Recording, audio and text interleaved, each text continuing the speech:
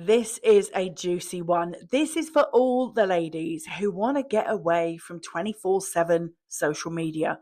If you feel right now that the only way to make sales is by hammering Instagram with post after post after post and visiting your stories 5, 10, 15 times a day with heavy sales messaging so that you can generate inquiries and sales, and you want to find more peace in your business, if you want to come away from hustle and you want to generate inquiries and sales and make money without being on 24/7, then this episode is exactly what you need right now. This conversation that I'm going to have with you has been inspired by a previous conversation that I was having inside my mastermind, where the summary of the conversation that we were having was, well, what is it really that makes the funnel convert? Because one of the girls has got a PDF funnel, and typically I say, oh, PDF funnels are dead. But actually, you can make a PDF funnel convert if you know these things that I'm going to talk to you about.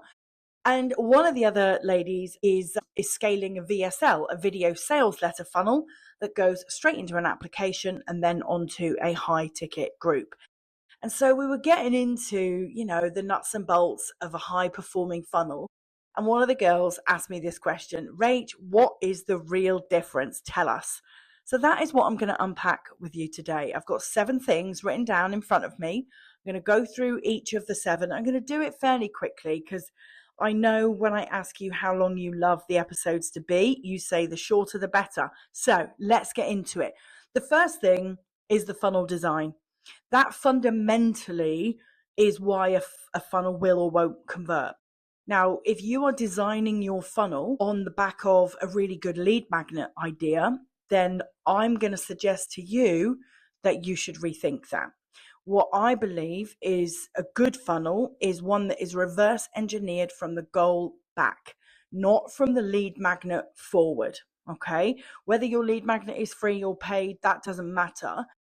But a really good funnel, one that performs at a very high conversion rate, is usually always a funnel that starts from, what is the objective of this funnel? What do I really want this funnel to do? Do I want it to make sales as a click to buy? Do I want it to generate application forms? Do I want it to generate call bookings? Do I want it to generate DM conversations? What is it that I really want this funnel to do? Okay, so always start with funnel design, remembering that you want to reverse engineer it from the goal backwards, not from the lead magnet forwards. Okay, so that's the first thing.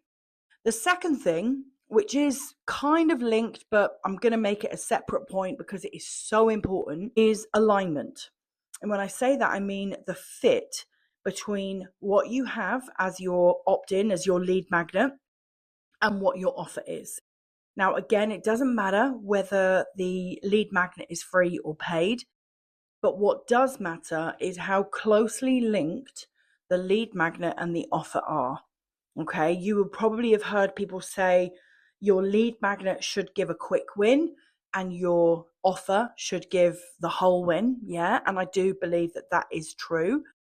But again, if you have followed my first point and you've reverse engineered it back, then that is always going to be the case. If you truly reverse engineer it back, your lead magnet can't help but be something that is a first step, that is an easy step on the journey that your future buyer takes to get closer to you, to get more in your world, to get a more deeper understanding than they can access through your content. Yeah, so they might be following you on social media, really like what you talk about, and then when they find your lead magnet, it's like, oh, I get to see what she's really all about. Yeah. So yes, the lead magnet needs to be valuable. It cannot just be a checklist, right? Checklists used to work great 2 or 3 years ago. But now, if you're expecting a checklist to convert you a 5K client, it's not going to happen. Okay.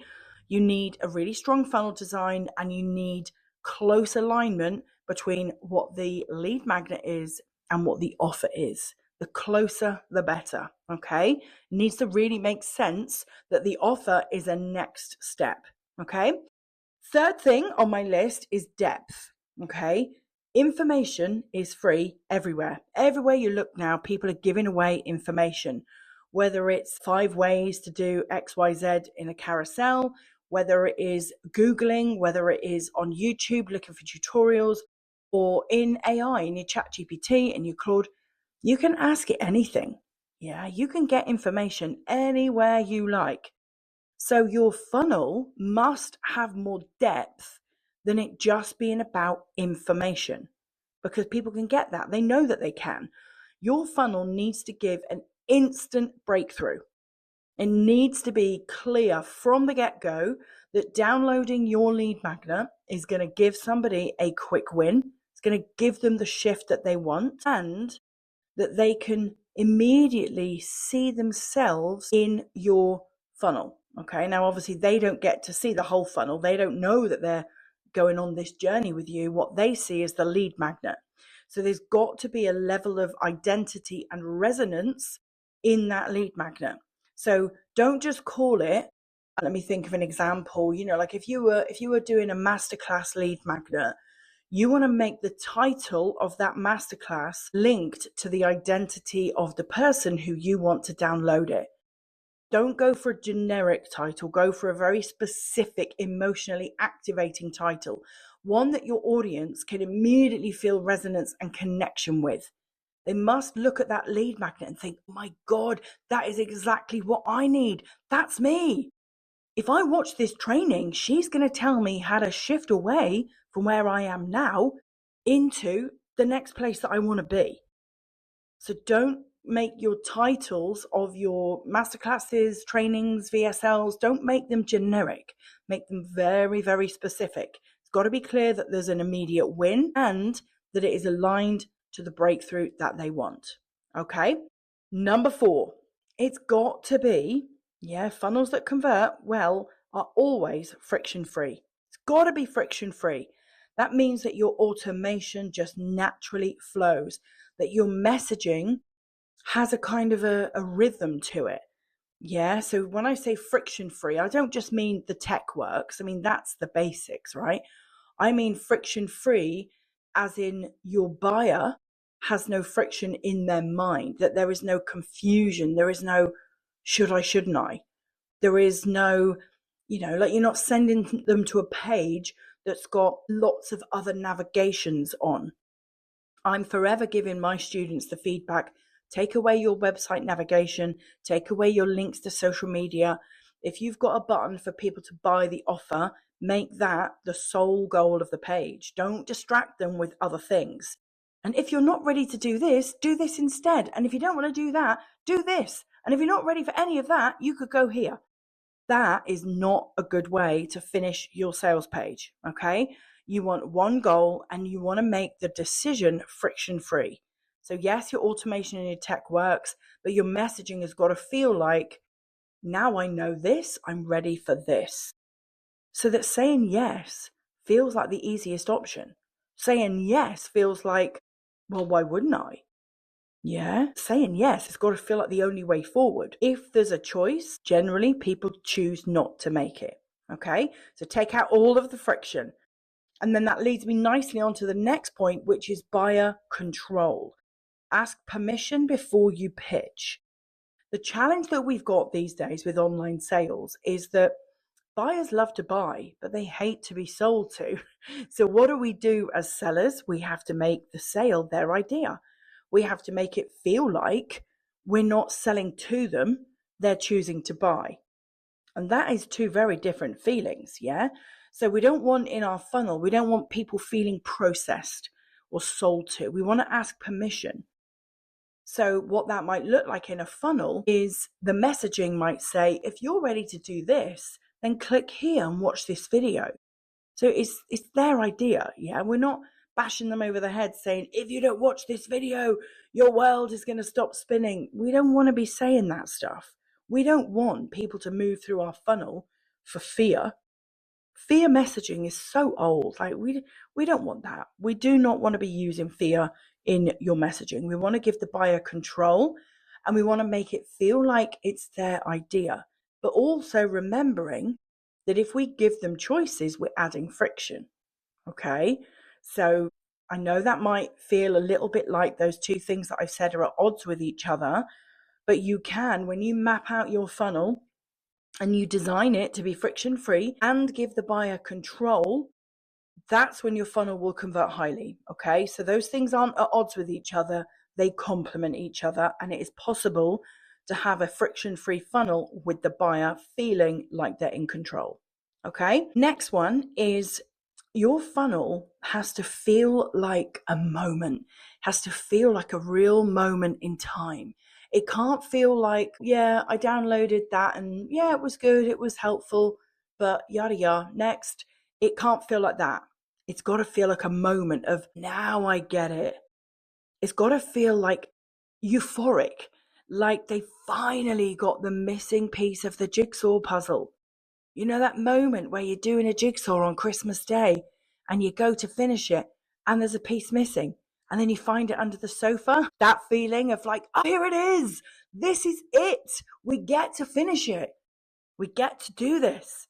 It's got to feel like a moment, which means that when you are designing your funnel, you need to create these specific moments where you're revealing the truth. You're revealing to your ideal buyer who's in your funnel, you're revealing this is the reason why you're not there yet. This is the reason why this feels hard. This is the reason that you haven't been able to fix this alone. This is the reason why you need me. Yeah, so we've got to create these little magical moments that feel quite euphoric, that feel like a big breakthrough. Okay. And then the final thing, and I know a few of you are going to hate me for this, but it's the truth. The final thing on my list of why some funnels convert and some don't is urgency. And I know that you've had fake urgency probably done to you 1,000 times and you think, I hate it. Yeah, one space left. This is going away. You've got till 3 hours time to buy it. Yeah. Like there's a reason why people use urgency in their marketing. And it's simply because it works. It's because it works. And you know it works because you see it done in the shops. Yeah. Like I was in Marks and Spencer's the other day and they've got a rail in there. I noticed the sign above it, last chance to buy. That's urgency. Yeah. When you're at the till in the supermarket and they have things there that are in this like like the bargain basket thing, like get it before it's gone. That's urgency. Now, yes, I believe you. I agree with you that fake urgency is not appealing, it's not attractive, we don't want to do it, it doesn't convert, people can see straight through it. But saying this is a one-time offer, yeah, you only have 24 hours to claim this. Yeah, what that's doing is it's creating scarcity, it's creating FOMO, it's creating speed, it's removing the doubt because it puts somebody in the space of, well, it's now or never, yes or no, do or die, do I want it or do I not want it? It's forcing the decision. Now, what happens if you don't force the decision, people just don't make it. They just sit there and think, oh, I'll just muddle on alone. Oh, it's been all right up until this point. I'm not the happiest I could be, but it'll be all right.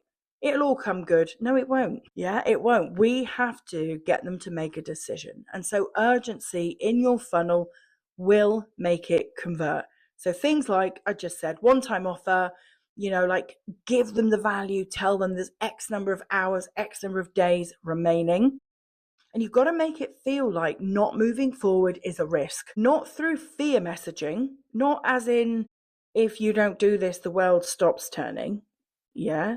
But it's got to feel like this problem that you've got, this scenario that you're tolerating, this frustration, this overwhelm, this struggle, whatever the problem is, this thing that you're experiencing, not fixing it now doesn't mean that it just stays with you. It means that it actually gets worse.